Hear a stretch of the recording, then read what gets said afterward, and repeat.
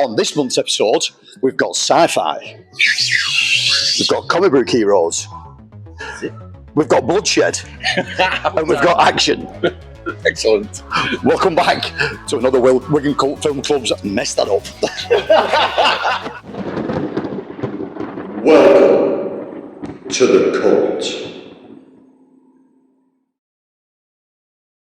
So, for my first choice this month in our Wigan Cult Film Club recommendation section is probably the first film I ever truly fell in love with, Forbidden Planet. Walter Pidgeon, Leslie Nielsen, looks like a completely different person in this Leslie Nielsen, but it's a standout 50s sci-fi film that was in colour. I think maybe one of the first coloured sci-fi films that come out at that time. This one stands out for me as being one of the first films that I truly loved, but also remember seeing. Now, if you, like me, are old and you remember CD players from back in the day, so what CD was, it was like the love child of a 12-inch vinyl and a laser disc came together. It was like a big record, but it played films, really odd system. This was one of the films my grandparents had on CD. I watched this thing till the needle was nothing left. It's a brilliant, it's a brilliant piece of sci-fi. The overall looks of it are phenomenally good. The colours pop like crazy on it. The acting for the time as well for this kind of film, for it being a more low-budget 50s sci-fi film, is actually really, really good. Leslie Nielsen as the main role is fantastic in it. But what you see more than anything else in this are the backgrounds, the painted backgrounds in it. Unreal. Like, it was next level stuff for this era. Based on Shakespeare's The Tempest. It is, yes. And the first proper outing in a film, I think, for also Robbie the Robot, who's on the front cover there. Star of Gremlins. Star of pretty much loads of stuff. Yeah. This release, again, it's the premium collection release. It's all available from HMV. Quite cool, running for 2 for 15 these at the moment. If you watch this channel regularly, you'll hear me banging on about these all the time. But this release has not only got a good section of special features on it, but it's also got a second film featuring Robbie the Robot called The Invisible Boy. Now, that was a 1950s sci-fi film, but it's black and white about a kid who finds his dad's science experiment, decides to use it, but turns himself invisible, and there's only Robbie the Robot can see him, and he just gets up to mischief and nonsense. But you see, like, floating school caps and things like that. So it's a really good pickup. It's a really good film. I know it's probably a bit niche. Everyone's heard of Forbidden Planet, but you really need to check this out. If you're into sci-fi films, you've never watched any of the 50s and 60s stuff, this is your jumping in point. This is where you should be starting. Good times. So another one now, another choice, again 2 for 15, is a HMV Premium Leisure Collection line. Excalibur. Again, if you watch this channel, you'll hear me bang on about this film multiple times. I'm a big sword and sorcery guy. I'm a big sort of fancy medieval films kind of guy. And this was the one that cemented the genre to me, that it was just not barbarians. It wasn't just elves firing sort of arrows really quick like in Hawk the Slayer. It took the sort of cheesiness out of Conan the Barbarian, Hawk the Slayer, films like that, put it into a real life scenario, and just went crazy with the lore. Again, Excalibur, based on the things of King Arthur. So in this one, he's really looking for the Holy Grail. That's where the story lands. But Big Chill. It's Big Chill, yeah. But it's about his sort of owning of the sword, his dealings with the sword, it being passed on from one king, it being discarded, and then him finding it again. Truly brilliant. Filmed, probably never get anything filmed like this anymore. The armour that's used in this was actually made for each individual actor by a British armourer. I can't think of his name now. But he made all the swords, all the armour in the film. It looks, I wouldn't say it looks periodically correct, but it looks a lot more correct than a lot of these kind of films do for the time. The armour is very ornate, but it looks like it also could serve a purpose. Really good story of betrayal, backstabbing, witchcraft, moving with the times. So it really, really works on every level. And if you like this kind of fancy film to be bloodthirsty, Excalibur is your film 100%. This particular print, it's okay. There may be a better version out there at some point. The VHS version is still watchable. The DVD version is actually really good. The Blu-ray's a little bit all over the show. I don't know why. There's no features on this neither. But if you're looking for a step up from most things, then pick out Excalibur. Ooh, Sean Connery in a sci-fi film. Yes. But it's not a sci-fi film that you would say like we talked about Forbidden Planet before, or other sci-fi films. This is more sort of deep, sort of grimy, realistic sci-fi film. Western. It's a Western. It also feels like, Pitt Wigan in 1930s. It's got that real dirty, grimy vibe to it. And basically, that's what it is. Sean Connery's brought onto is it a moon of Saturn? It's something like that. One of Saturn's moons. There's a mining colony on one of Saturn's moons. There's something bizarre happening that they can't quite put the finger on, but people are turning up dead. People having these real weird sort of rage moments before they die, and they're not 100% sure what's causing it. So they bring Sean Connery in, who's a sort of law officer really, to come on the station to try and get down to the bottom of what's happening. It's shot brilliantly. It causes the sort of sensation of claustrophobia as you're watching this. Everything's tight. Every shot's really narrow. But the spacesuits and everything that worn in this, they look like a thing that could be really used in the future. Shades of Alien in it. There is shades of Alien in it massively. The way it's filmed, the way it's shot, the way the helmets are lit up inside so it shows you the actor's face. It's good. But it turns out, like you said before, it feels like a little bit like a Western. It feels like you're in a town in the frontier somewhere, apart from, you're on a mining colony in space. But Sean Connery's portrayal as the lawman in this, he's conflicted by the company that he works where he wants to do the right thing, but the company's also bigger than him, and he's frightened of dealing with the company. Where at the end of the film, he just like, I'm Sean Connery, I'll do what I want. But it's really, really good. You get to find out what the problem is on the space station, why people are turning up dead, why people are having these crazy reactions to something. Again, if you're a sci-fi fan, an out sci-fi fan, it may not be for you, but if you're looking for something different within the sci-fi genre, Outland is definitely the one.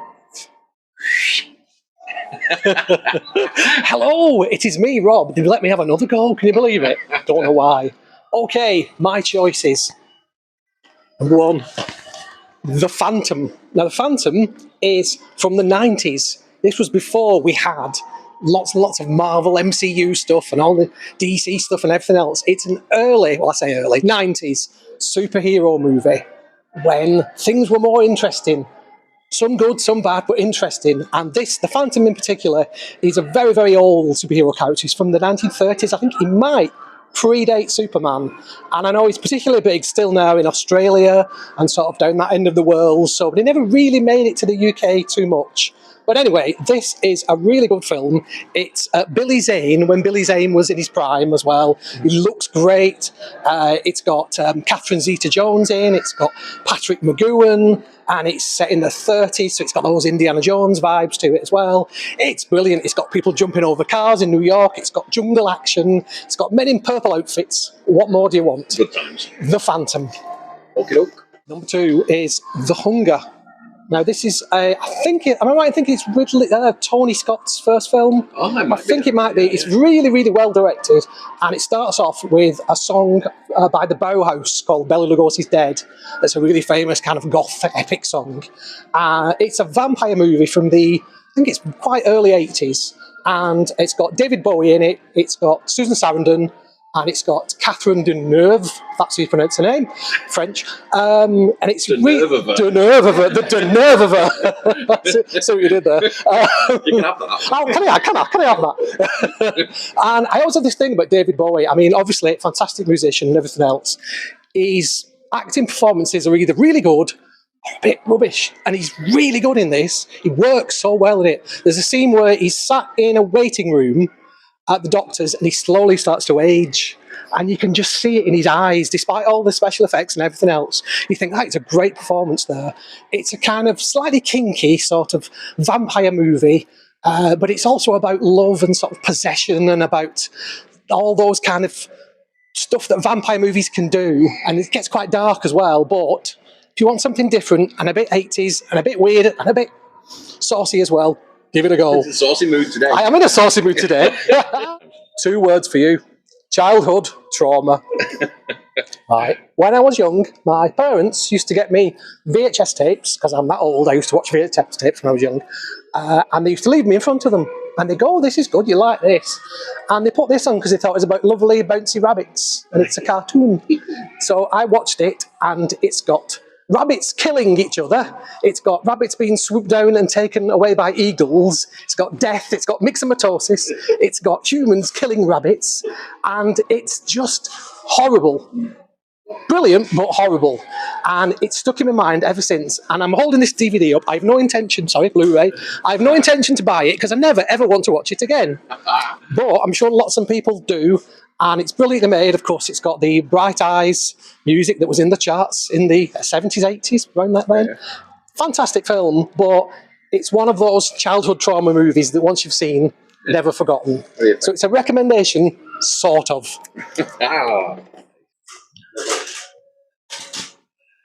Good evening, everybody, and welcome to Johnny Wishbone's Johnny Wishbone's Corner. Right, so I thought I'd just try to do a different shot as we come in and have a look at what films I've chosen this month. Did it work, or did I just look like a fat fella walking around HMV? Right, okay, let's make some choices. All right, so first one I've gone for, Ronin. It's Robert De Niro and a whole load of other people. Jean Reno's in there, Stellan Skarsgård, the Irish girl who's in loads of stuff. It's Sean Bean, of course, yeah. It's one of those few films where somebody's made a spy film and the spies act like spies, right? There's not a lot of Hollywoodishness there apart from an unbelievably good car chase. But even the car chase looks like it would happen if the spies were driving cars, yeah? So, you know, like Bourne has like fights where like he's not fighting for show. He's fighting to put someone down. Boom, boom, boom. Pen in the hand. Down. Sit down, son. Ronin's like that. And De Niro's character in it is like when you first like a quarter of an hour into it, you're like, okay, it's Robert De Niro playing a spy. But as he goes through it, all these little inside things from the industry and stuff like that start to come out. The way he can sniff out who's right in the room and who's not, and all these little bits about the job where he talks about the job. Yeah, it's great. It's like a proper sort of like, you know, like Bond did so much for like the world of spies, but he did so much for the world of cinematic spies. And then Ronin comes along and does. I bet all the spies are watching it going, this guy knows his job. He knows his job, right? But it's great. And as I mentioned, possibly one of the best car chases you're ever going to see. No Ferraris or Lamborghinis or unicycles or whatever else is cool these days, but just loads of people in Renaults driving around France stupidly fast and really dangerously. Well worth watching. Bit of Ronin. Why? Welcome to Tommy Magnets and his next shot that introduces whatever film is next. Get out of the way, Rob, with your crazy shorts. Right, okay. Second choice on my list today. It's another Hollywood big star in a leather coat. It's Al Pacino in Carlito's Way. Brian De Palma's Carlito's Way, I should say. Always loved this film. Of all the sort of like gangster films that involve somebody who you want to get behind, like, you know, everyone in Goodfellas, they're an interesting character, but they're all pricks, let's face it, right? You know, everyone in Sopranos, they're very interesting characters, but they're all pricks. Keep getting top fluffs off this microphone, or is it top fluffs off myself? But in the case of Carlito's Way, we get introduced to him at the beginning, and something happens in the main title sequence at the beginning, and the film is so involving that you spend the whole film hoping that he escapes his fate that you see in the first minute of the film, right? And every time I see it, I believe he's going to get away, right? Every time I see it, no spoilers, but anyway, Carlito's Way, I just love it. It's probably Pacino at his best for me. He throws himself into all the scenes that he's involved in. Sean Penn's great in it. Pretty much everyone's great in it. But you hope for the guy it's a gangster who wants to get out of his old life. And it's like they say in Godfather, once I'm out, you know, I think I'm out, and then they pull me back in. everybody in his life who's associated with him has got something on the go, and it ends up involving him again. But he also, one of my other favourite things is he talks with a bit of a lisp in this. I'm a sucker for people talking with a bit of a lisp. Danny Glover in Shooter, watch out son, we're coming for you, right? With his gags like that, watch out son, we're coming for you. And in this one it's like, he's got a fella who works for him called Sasso, and he goes, Sasso, he says it dead good, right? And I shouted at my son anyway, getting distracted. Right, Carlito's Way, Brian De Palma, and it's all the Brian De Palma tricks are in there as well. The one shot, like following around, like doing like a tense action sequence or something. There's a brilliant sequence in is it New York? It's New York, isn't it? In Penn Station, I think it is. I actually went to New York many moons back and sought out the bit where they were running around in the station. I may have got the city wrong. Either way, it's a brilliant sequence. Once again, Brian De Palma doing what he does best, you know. Carlito's Way, absolutely brilliant gangster film. Up there with Donnie Brasco, I'd say, which is my number one. We'll get onto that another week. For my final choice today, we were just discussing clickbait there about whether David Bowie's, whether we can badmouth him or not. And I think, you know, anything's up for grabs really, because clickbait's good and annoying people is good because it gets people to your channel. David Bowie, rubbish. Is he? I don't know. Let's discuss. Right. Okay. My final choice for the day there, Midnight Run. I've probably mentioned this on one of our videos before when we were in the car, I think. Yeah. But I watched it again recently, and I'm just reminded, like, actually, it's a nice poster, that, isn't it? I hadn't really noticed that. I know that used to be the cover, didn't it? The one on the back with the two of them just cut out on a blue background or something. Yeah. Anyway, Midnight Run, made by the same guy who did Beverly Hills Cop.